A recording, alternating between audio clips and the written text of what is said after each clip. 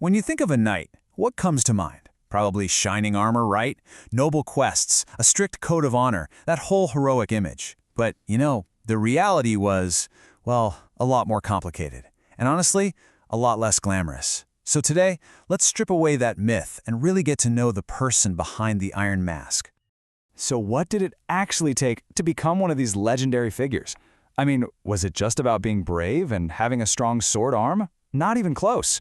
The real story involves, well, a ton of money, training that literally took your entire life, and some living conditions that were, believe it or not, pretty brutal. Okay, so first things first. We have to get this straight. The title of knight wasn't just a military rank. You have to think of it more like a profession, a social status, and yeah, even a business venture, all rolled into one. And this is maybe the most crucial point to start with. You gotta forget that whole idea of a humble peasant rising up through the ranks to become a hero. It just didn't happen. Knighthood was, for all intents and purposes, an exclusive club for the rich. From the moment you were born, your path was pretty much decided by your family's bank account. I mean, the barriers to entry were just incredibly high. Think about it. You needed enough cash for multiple war horses, not just one. You needed a custom-fit suit of armor, which was basically the medieval version of buying a brand new Ferrari. And here's the kicker. You needed connections. A wealthy lord had to agree to sponsor and train you, which, let's be real, almost always meant you were already the son of some influential family. And since it was basically a business, it had to pay off, right? So how did a knight make his fortune? Well, sure, they got paid for successful battles, sometimes with money, sometimes with land, but a huge chunk of their income came from, let's say, less noble activities. We're talking looting a conquered town for everything it's worth, or capturing enemy knights and holding them for a massive ransom. It was a brutal business model, for sure, but a very effective one. Okay, so let's say you've got the money and the connections. You're in. What's next? Well, get ready for an intense, all-consuming training program that started when you were just a kid. This wasn't some weekend warrior course. This was your entire life. The path to knighthood was incredibly long and grueling. It all started when you were about 7 years old. You'd leave home to become a page, which was basically an apprentice, learning to use a sword, how to ride a horse, all while serving a lord. Then, as a teenager, you'd graduate to become a squire, and this was serious business now. You were the lord's right-hand man on the battlefield, polishing his armor, taking care of his horses, and learning how to fight on horseback with a heavy lance. Only after years of this service, if you proved you had what it took, would you finally get to be knighted in a big dubbing ceremony. But, it wasn't all just about money and fighting. There was this powerful ideal that was supposed to guide a knight's every move, the code of chivalry. And this is where the romantic myth we all know and love really starts to form. So what was chivalry exactly? Well, it was basically a set of expectations, a social and moral code that came out of France in the 1100s and 1200s. It wasn't a written law book or anything, but it was a really powerful set of ideas about how these elite, and let's face it, often very violent warriors, should behave. You could almost think of it as a PR campaign to try and civilize this warrior class. And when you look at the main rules of chivalry, it's this fascinating mix of noble ideals and cold, hard pragmatism. On one hand, you have all the stuff we expect. Serve your lord faithfully, honor and protect the church, guard the weaker members of society. But then, you get this very specific rule about treating captured knights as honored guests until their ransom was paid.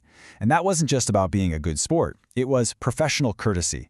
It was a way to make sure your very valuable asset, that ransom money, was kept safe and sound until you got paid. Business is business, right? And really, this idea, the knight as a guardian, a protector of the weak, that's the heart of the whole romantic legend, isn't it? It's the image that's stuck with us for centuries, the strong defending the vulnerable. Now, the reality could be a lot messier, but this was the ideal. This was the standard they were supposed to be living up to. Okay, this brings us to the two completely different worlds every knight lived in. On one side, you have the dazzling public spectacle of the jousting tournament, and on the other, the harsh, gritty, day-to-day reality of life inside a stone castle. Seriously, it is hard to overstate just how big of a deal jousting was. The best way to think about it? It was the medieval Super Bowl. These weren't just little practice sessions. They were massive public events where knights could show off their skills, win amazing prizes, and gain a ton of respect. It was the ultimate stage for showing everyone how good you were. But once the roar of the crowd died down, where did a knight go? He went home. And that home, the castle, Well, it was a far cry from the fairy tale palaces you're probably picturing. You have to remember it was a military fortress first and a home a very distant second. And the contrast between these two worlds is it's stark.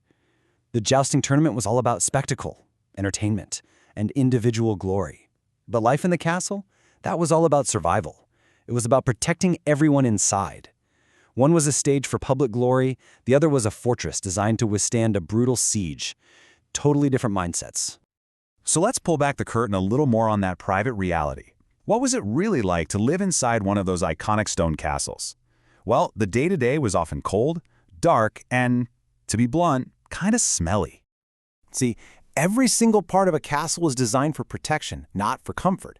Those thick stone walls, they made the whole place incredibly cold and damp. The windows were tiny slits designed to keep arrows out, which meant it was always dark and gluey inside. And bathrooms? Ha, forget it. The toilet was just an alcove with a chute that emptied right into the moat below. I mean, can you even imagine what that smelled like on a hot day? But despite all that gloom, there was one place that was always buzzing with life: the Great Hall.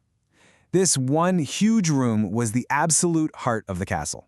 It was the social hub, the dining room, the entertainment center. It was where everything happened. And when I say it was communal, I mean it.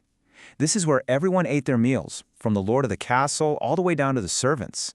Guests and even some of the staff would often just sleep on the floor there at night.